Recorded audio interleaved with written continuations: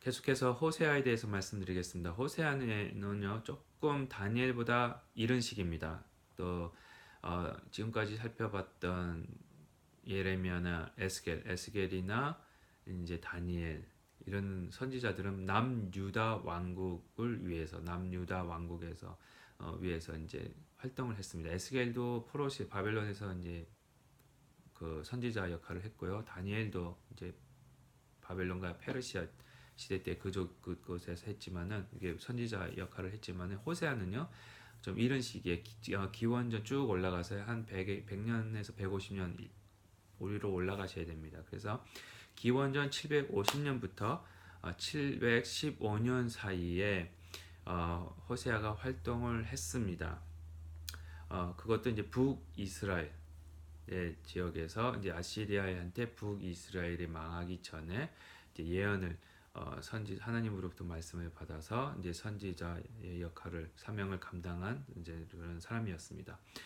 특별히 기원전 750년부터라면은 아마 북왕국에서는요 여로보암 2세 그리고 남왕국에서는요 유다에서는 우시아 왕 때에 활동을 시작했고요. 남왕국 히스기야 초기까지 아마 활동을 한 사람으로 기원전 715년이 아마 히스기야 초기라고 보는데 그때까지 활동한 이제 선지자로 저희들이 생각할 수가 있습니다.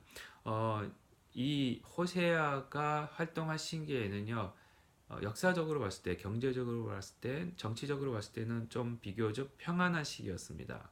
아직 아시리아가 침략을 한 시기는 아닙니다. 왜냐하면 기원전 750년부터 시작했기 때문에 북이스라엘이 아시리아한테 포위를 당하고 언제 망하냐면 기원전 722년입니다. 그래서 호세아가 선지자로서 부름을 받고 이제 시작한 시기가 750년이니까 이제 30년 동안은 아주 평안한 시기였지만은 그러나 그들의 제약을 하나님께서 계속 이제 호세아를 통해서 그들에게 이스라엘에게 알려주십니다. 이제 회개할 기회를 주신 거죠. 그렇지만은 끝내 이스라엘은 주님께 하나님께로 돌아오지 않고 심판받는 그런 모습을 보게 됩니다. 특별히 이제 호세아 장르는요 예언서입니다. 선지서고요, 예언서고요. 그 안에서도 이제 산문 현식이 있습니다. 주로 예언서 하면은 시의 모습으로 나옵니다. 호세아는 앞에서 살펴본 선지서들도 그렇지만 하나님께서 말씀하신 걸 직접 전할 때는 시고요, 시로 표현이 되고요. 이제 저희가 신탁이라고 그러는데 이제 시로 표현이 되고요. 그 하나님의 그 말씀 신탁을 주의로 해서 일반적인 어떤 역사적인 배경을 설명한다든지 사건을 설명한다든지 그럴 때는 이제 산문 형식으로 쓰여지고 있습니다. 그리고 이제 특별히 구조를 보시면은요 호세아가 1장 부터 3장 5절까지는 호세아의 결혼과 하나님과 이스라엘 관계를 보여주고 계십니다. 1장부터 3장까지는 하나님께서 이제 호세아에게 음란한 여자를 찾아서 그에게 이제 장가를 가라 이렇게 말씀을 하시면서 왜 음란한 여자를 찾으라 이렇게 그 말씀을 하셨냐면 그를 상징적으로 보여주신 겁니다. 하나님과 이스라엘 관계.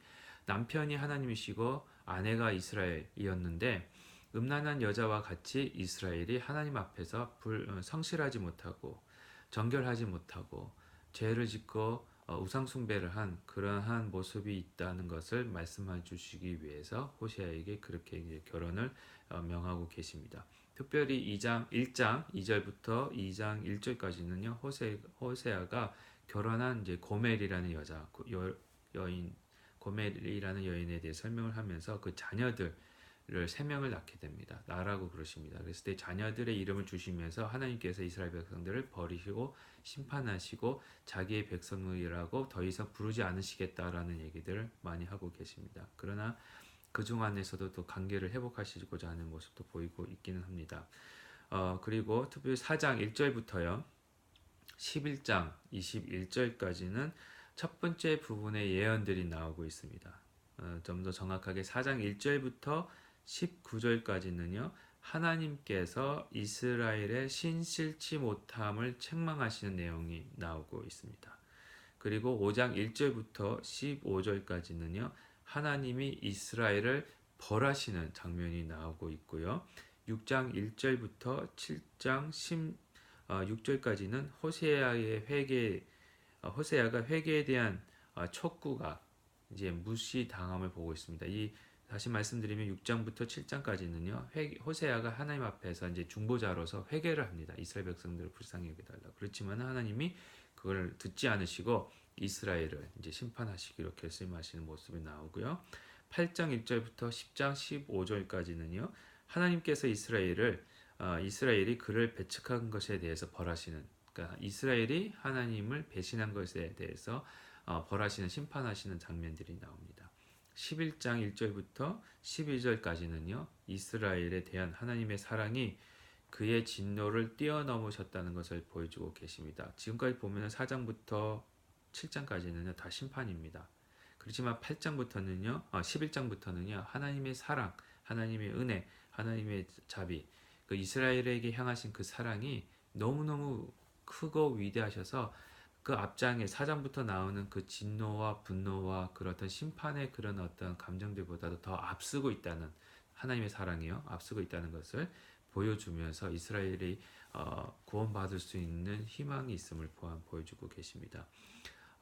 다음으로 넘어가세요. 11장 12절부터 14장 8절까지는 두 번째 예언들이 나옵니다. 이 두 번째 예언들을 보시면은요. 특별히 이제 11장 12절에서 12장 14절은요. 이스라엘이 하나님께 범죄하는 모습이 또한 또 묘사되고 있습니다. 11장 1절부터 16절까지는요. 하나님이 13장 1절부터요. 16절까지는요. 하나님이 자기 백성 이스라엘에게 분노하시는 모습이 또 보입니다. 그렇지만 이제 14장 1절부터 8절까지는 이스라엘이 회개하고 축복받는 모습이 또 보입니다. 이제 쉽게 말씀드리면요, 그겁니다. 호세아는요, 구조가 크게 세 가지로 나눠져 있습니다. 1장부터 3장까지는요, 호세아가 고멜하고 결혼하면서 정결하지 못한 음란한 여자지요, 고멜이 이제 결혼하면서 하나님께서 어떻게 이스라엘 백성들을 생각하고 계시는지, 이스라엘이 어떤 모습으로 하나님께 범죄하고 있는지를 상징적으로 보여주는 모습이고요. 4장부터 11장 11절까지는요, 첫 번째 예언이 나옵니다. 거기 첫 번째 예언 안의 구조에서도요, 하나님이 책망하시고요, 벌하시고요, 또 벌하시고 책망하시고 또 벌하시는 그런 구조가 나오지만 나중에는 사랑하신다는 거. 이게 첫 번째 예언의 구조입니다. 두 번째 예언도 11장 12절부터 14장까지 나오는데 그 두 번째 예언도 구조가 비슷합니다. 하나님이 이스라엘이 범죄하고요. 하나님이 책망하시고요.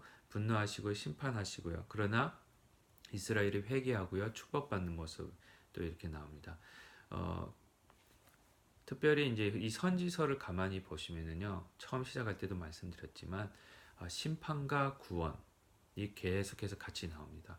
하나님께서 그들을 심판하시는 이유가 바로 하나님이 그들을 사랑하셨고 또 그들을 심판하심으로 해서 그 안에 진정으로 하나님을 사랑하고 있는 자들을 따로 분류해서 잔류자로 남은 자로 그들을 구원하시기 위해 전체를 심판하고 계신다는 것을 보여주고 있습니다. 그래서 구원이 있기 전에 꼭 심판이 있습니다. 심판이 있어야 구원이 있고요. 십자가 말씀드렸죠. 십자가도 똑같습니다. 십자가도 이제 그거는 심판입니다. 그러나 그 심판이 있어야 온전한 구원이 이루어질 수 있기 때문에 그렇고요. 죽음이 있어야 부활이 있기 때문에 그렇습니다. 부활이라는 단어 안에는요. 죽음이라는 단어가 숨겨져 있습니다. 죽음이 없으면 부활이 없고요. 부활이 없으면 죽음은 저희들의 그 예수님의 죽으심은 헛된 거가 됩니다. 이와 같이 이 심판과 구원 또 죽음과 부활은 항상 같이 가고 있음을 저희들이 구약 성경을 통해서 특별히 이 선지서를 통해서 살펴볼 수가 있습니다. 감사합니다.